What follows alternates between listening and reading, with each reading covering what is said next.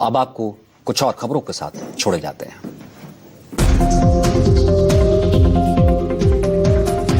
अहमदाबाद में गुरुवार की दोपहर एयर इंडिया का Boeing 787 Dreamliner plane crash हुआ। इसमें 12 क्रू मेंबर समेत 242 लोग सवार थे।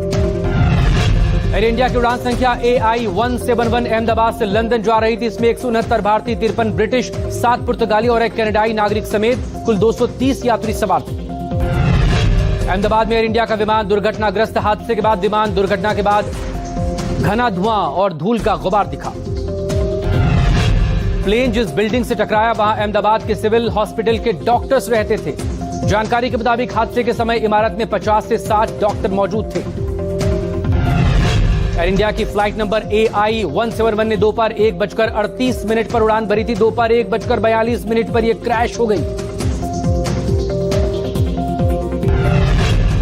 विमान के पायलट ने आखिरी मौके पर मे डे कॉल दिया। यह एक अंतर्राष्ट्रीय आपातकालीन कॉल है जिसे पायलट उस स्थिति में भेजता है जब विमान गंभीर संकट में हो।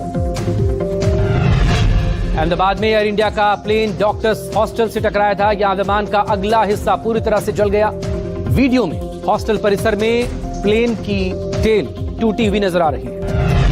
अहमदाबाद की एयर इंडिया का Boeing 787 Dreamliner plane civil hospital के हॉस्टल की 4 बिल्डिंग से टकराया था जिनमें रेजिडेंट डॉक्टर्स रहते थे। घटना के दौरान हॉस्टल में 50 से 60 इंटर्न डॉक्टर्स मौजूद थे। ज्यादातर मेस में लंच कर रहे थे। धमाके का असर इतना ज्यादा था कि अंदर मौजूद डॉक्टरों के शव भी टुकड़ों में बिखर गए।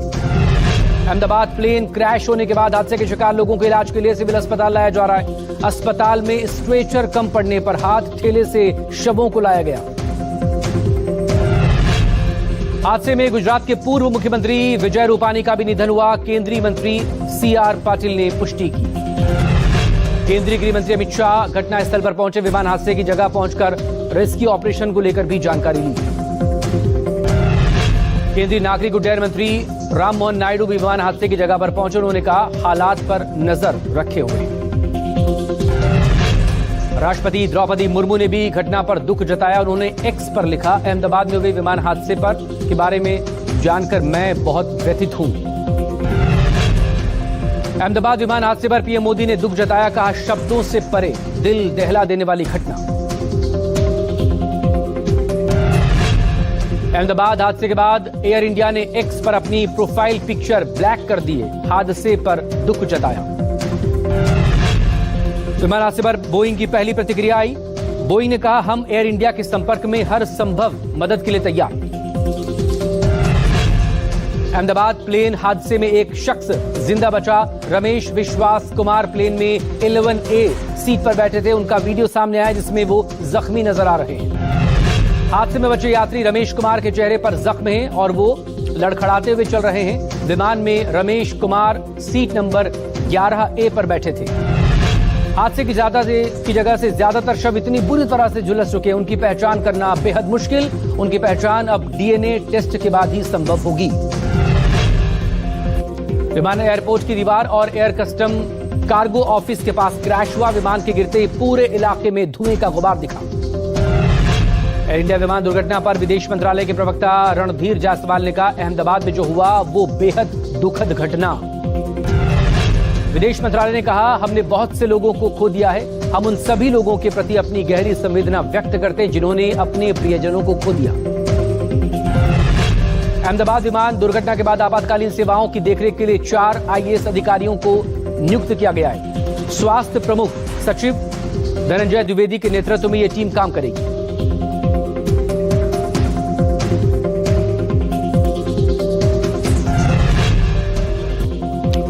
उपराष्ट्रपति जगदीप धनखड़ ने कहा दुर्भाग्यपूर्ण घटना में हमें एक विनाशकारी मानवीय त्रासदी का सामना करने को मजबूर कर दिया। अहमदाबाद विमान हादसे पर ब्रिटेन के किंग चार्ल्स तृतीय ने संदेश जारी किया। उन्होंने कहा आज सुबह अहमदाबाद में भी भयानक दुर्घटना से मेरी पत्नी और मैं बेहद सदमे में। एयर इंडिया विमान दुर्घटना पर भाजपा सांसद एवं पायलट राजीव प्रताप रूडी ने कहा यह अपने आप में एक दुखद और दुर्भाग्यपूर्ण हादसा।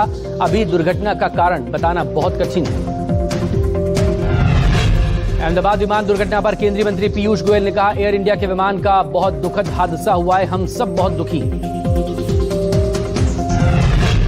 अहमदाबाद विमान दुर्घटना पर भाजपा सांसद रविशंकर प्रसाद ने कहा, ये दुख की घड़ी है, हम दुखी हैं और जिन लोगों की जान गई है उनके प्रति अपनी संवेदना व्यक्त करते हैं।